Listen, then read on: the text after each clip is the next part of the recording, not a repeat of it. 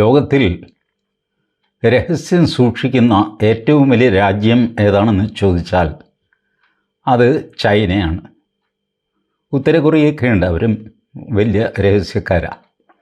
But വലിപ്പം കൊണ്ടും ആയുധം കൊണ്ടും സാമ്പത്തിക ശക്തി കൊണ്ടുമൊക്കെ വമ്പൻ രാജ്യം എന്ന് പറയുന്നത് ചൈനയാണ്. പക്ഷേ ചൈനയിൽ നടക്കുന്നതൊന്നും നമ്മൾ പുറത്തറിയാറില്ല. അവരെ അറിയിക്കണം എന്ന് വിചാരിച്ചാൽ മാത്രമേ അത് പുറത്ത് അറിയുള്ളൂ. അങ്ങനെ ഒരു രഹസ്യാത്മകമായ സംഭവം അടുത്ത കാലത്ത് നടന്നു. അതാണ് ഷീ ജിൻപിങ്ങിൻ്റെ തിരോധാനം. ഷീ ജിൻപിങ്ങിനെ കുറഞ്ഞപക്ഷം കഴിഞ്ഞ 2 ആഴ്ചയെങ്കിലും പുറത്ത് ആരും കണ്ടിട്ടില്ല. ഷീ ജിൻപിങ് അങ്ങനെ പുറത്തിറങ്ങി നടക്കുന്ന ആളുമല്ല. എന്നാൽ ചൈനയ്ക്കുള്ളിൽ തന്നെ പല ചടങ്ങിലും അവിടെയും ഇവിടെയൊക്കെ ഷീ ജിൻപിങ്ങിനെ കാണാം. അതിൻ്റെ വീഡിയോ ഒക്കെ ചൈന പുറത്തു വിടാറുണ്ട്. പിന്നെ അപൂർവം ചില വിദേശ രാജ്യങ്ങളൊക്കെ സന്ദർശിക്കും. ഭാരതത്തിലും വന്നിട്ടൊക്കെ ഉണ്ട്. പക്ഷേ കഴിഞ്ഞ 2 ആഴ്ചയായിട്ട് ഉറപ്പായിട്ടും ഷീ ജിൻപിങ്ങിനെ ആരും കണ്ടിട്ടില്ല.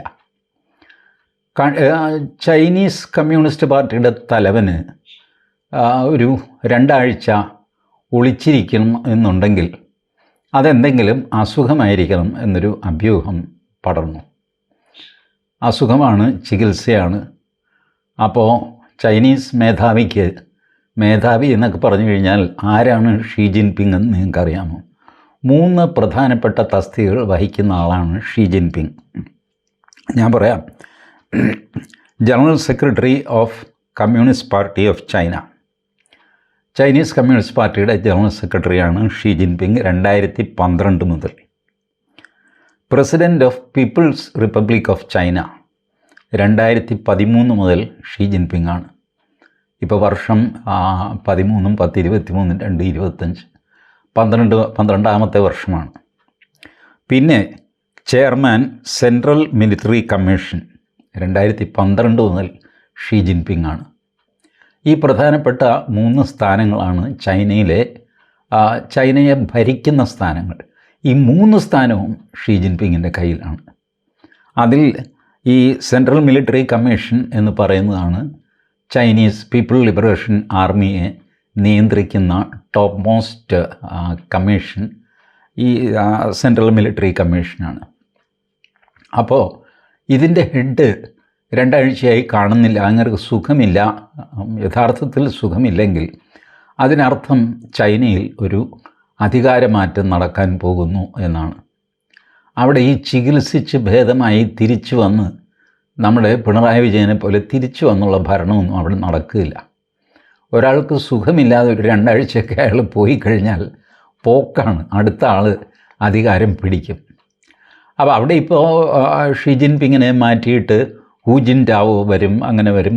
പല പേരുകൾ, വായിൽ കൊള്ളാത്ത ഒരുപാട് പേരുണ്ടല്ലോ ഇവരൊക്കെ വരും എന്നൊക്കെ പറയുന്നു. എന്നാൽ ഷീ ജിൻപിങ്ങിനെ ഇഷ്ടപ്പെടാത്ത മിലിറ്ററി തലവന്മാരെയൊക്കെ അങ്ങേര് വകവരുത്തി എന്നും പറയുന്നു. ഇതൊക്കെ എന്നും പറയുന്നു, അങ്ങനെ കേൾക്കുന്നു എന്നല്ലാതെ ഇതിന് വ്യക്തമായ ഒരു ക്ലാരിഫിക്കേഷൻ എങ്ങും നിങ്ങൾക്ക് കിട്ടില്ല. ഞാൻ ഇൻ്റർനെറ്റ് മുഴുവൻ തപ്പി നോക്കിയും ChatGPT ആ സംവിധാനങ്ങളൊക്കെ വെച്ച് നോക്കിയിട്ടും ഇത് അൺകൺഫേംഡ് റിപ്പോർട്ട്സാണ്. ഇങ്ങനെ റിപ്പോർട്ടൊക്കെ ഉണ്ട്, പക്ഷേ ഇത് സ്ഥിരീകരിക്കാൻ അവർക്കും സാധിക്കുന്നില്ല. ചൈനീസ് പീപ്പിൾ ലിബറേഷൻ ആർമിയുടെ ഡെപ്യൂട്ടി ചീഫ് ഇദ്ദേഹം ആത്മഹത്യ ചെയ്തു എന്ന് കഴിഞ്ഞ മാസം ഒരു വാർത്തയുണ്ടായിരുന്നു. ആളെ ഏതായാലും കാണാനില്ല. കഴിഞ്ഞ മാസം മുതൽ ആത്മഹത്യ ചെയ്തതാണോ കൊന്നതാണോ? ചൈനയിൽ എന്തും നടക്കും. ഇപ്പം ഇത് വിവാദമാകാനൊരു കാര്യമുണ്ട്.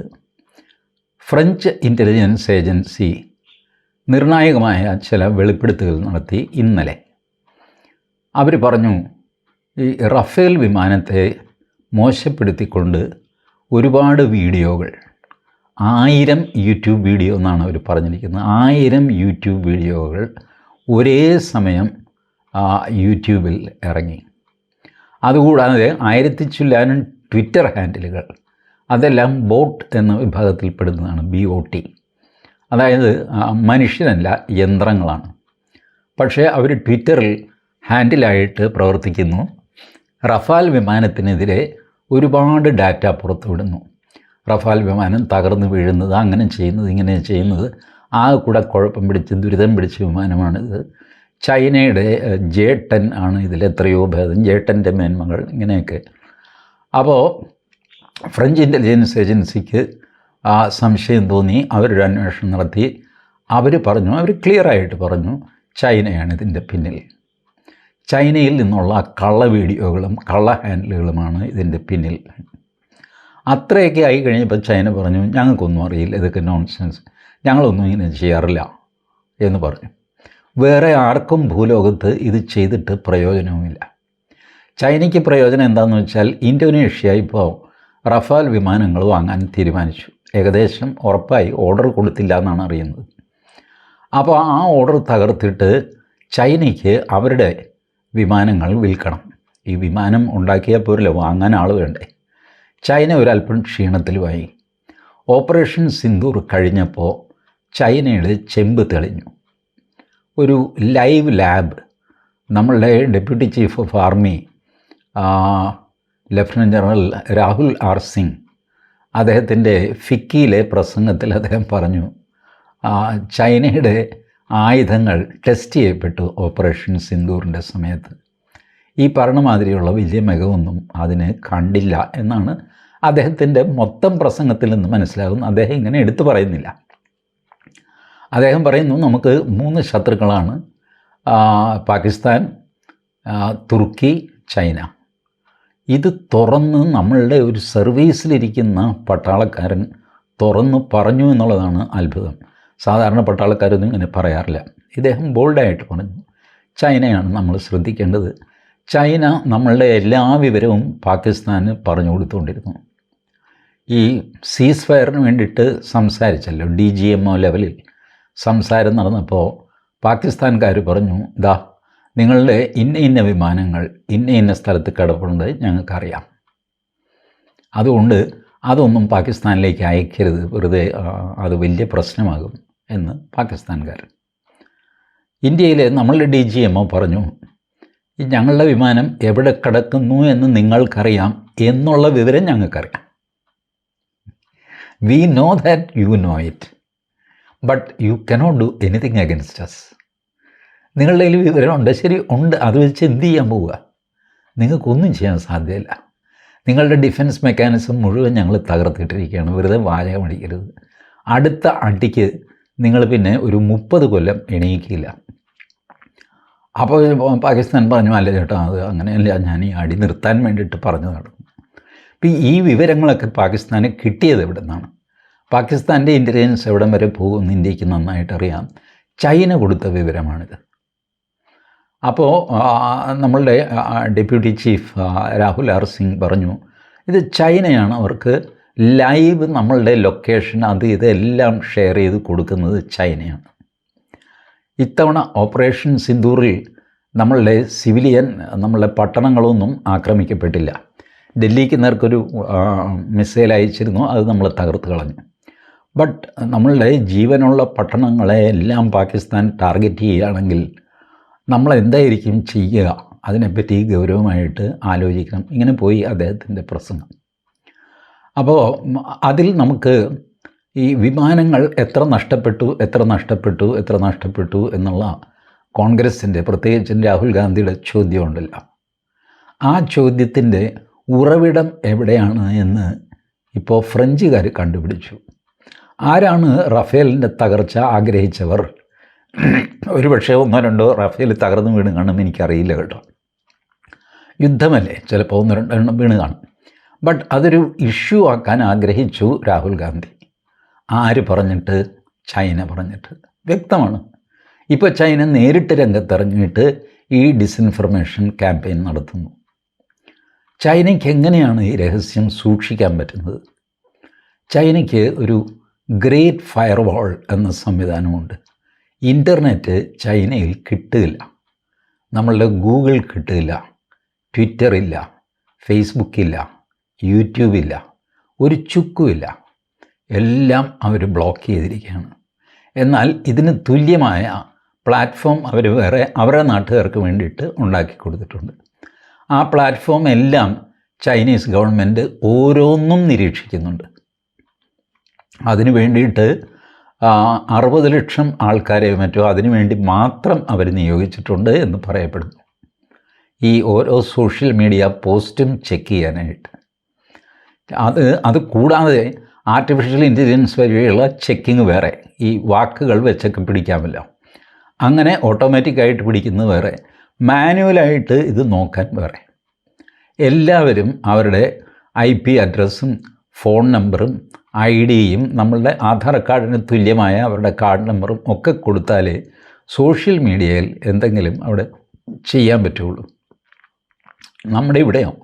നമ്മുടെ ഇവിടെ തുറന്ന് മരുന്ന് കിടക്കുക, ആർക്കും ഒരു നിയന്ത്രണമില്ല, ഒന്നുമില്ല.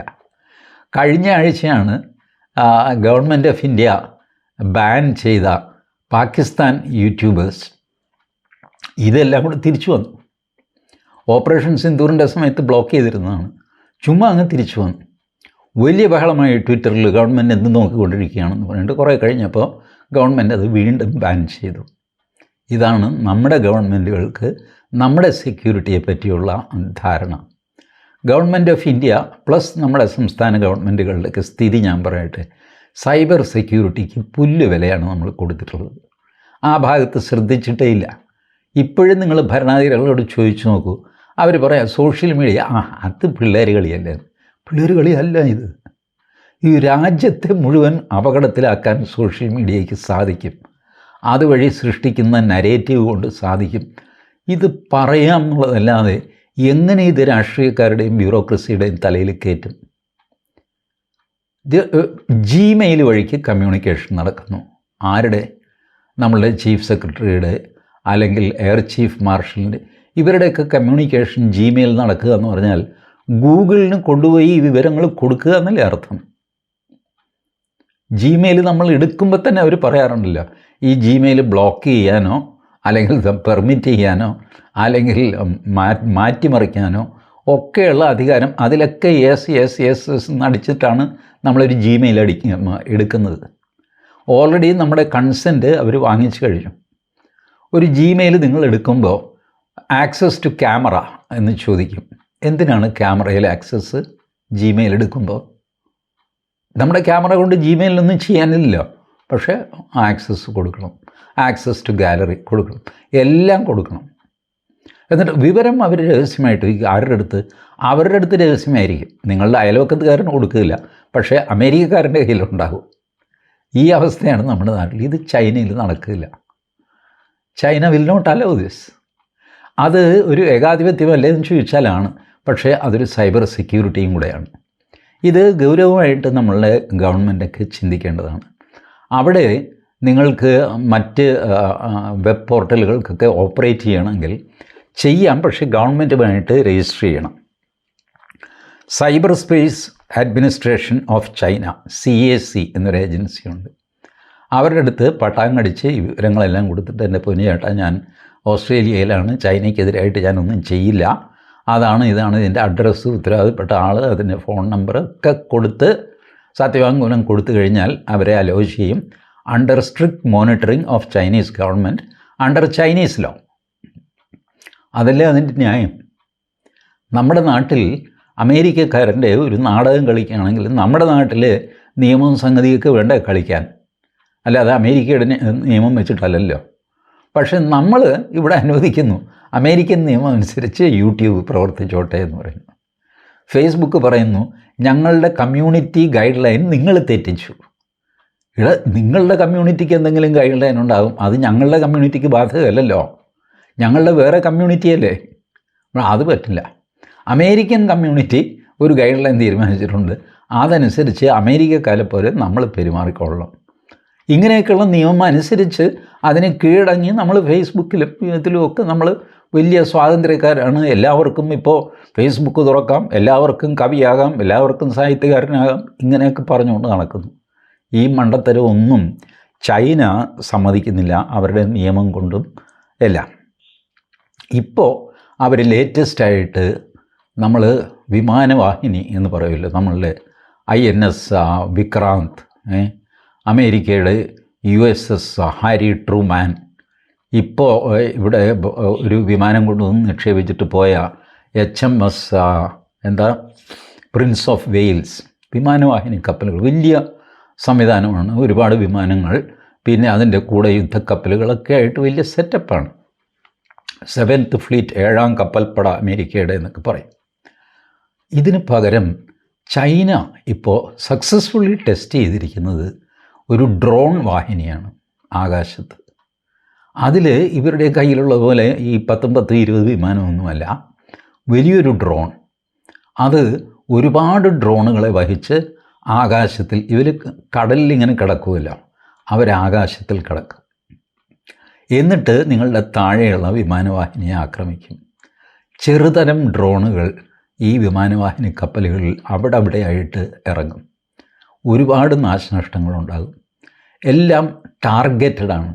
ഓരോ വ്യക്തിയുടെയും മൊബൈൽ ട്രേസ് ചെയ്തിട്ട് ആ വ്യക്തിയെ മാത്രം ടാർഗറ്റ് ചെയ്ത് ന്യൂട്രലൈസ് ചെയ്യുക. കൊന്നുകളയാനുള്ള വിദ്യയുമുണ്ട്, ഭ്രാന്ത് പിടിപ്പിക്കാനുള്ള വിദ്യയുണ്ട്. ഒരു മനുഷ്യന് ഭ്രാന്തെടുക്കാനായിട്ട് ശബ്ദവീചികൾ ഉപയോഗിക്കാം.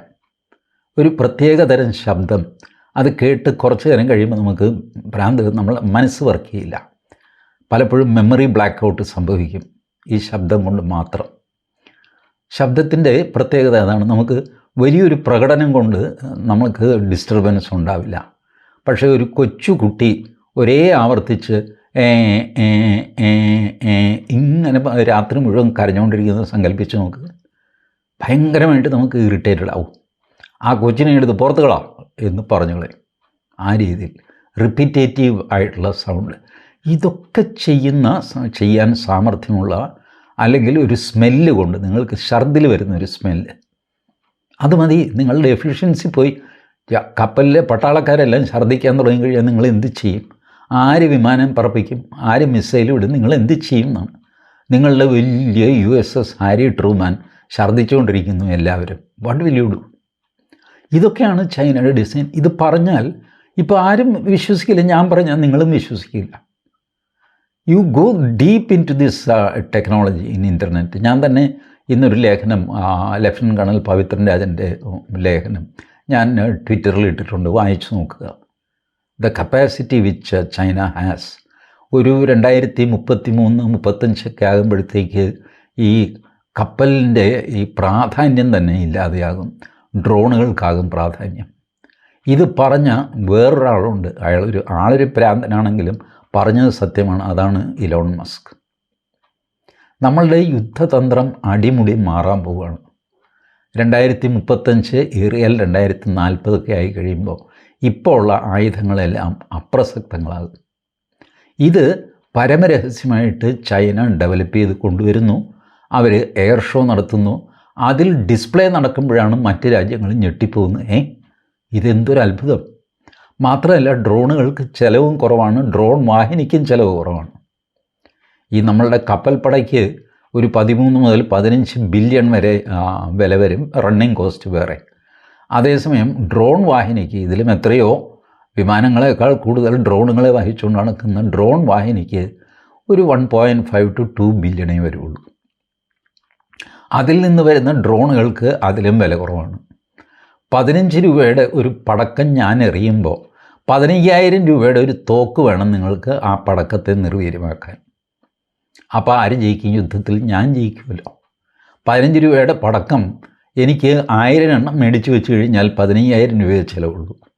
15,000 രൂപയുടെ പടക്കം തിരിച്ചു പൊട്ടിക്കുന്ന അല്ലെങ്കിൽ നിർവീര്യമാക്കുന്ന തോക്ക്, അതിന് 15,000 രൂപ വില. അത്തരം 15,000 എണ്ണം നിങ്ങൾ മേടിക്കുന്നത്, നിങ്ങൾ എന്ത് ചെയ്യും? കാശ് ഇത്ര മുടക്കും.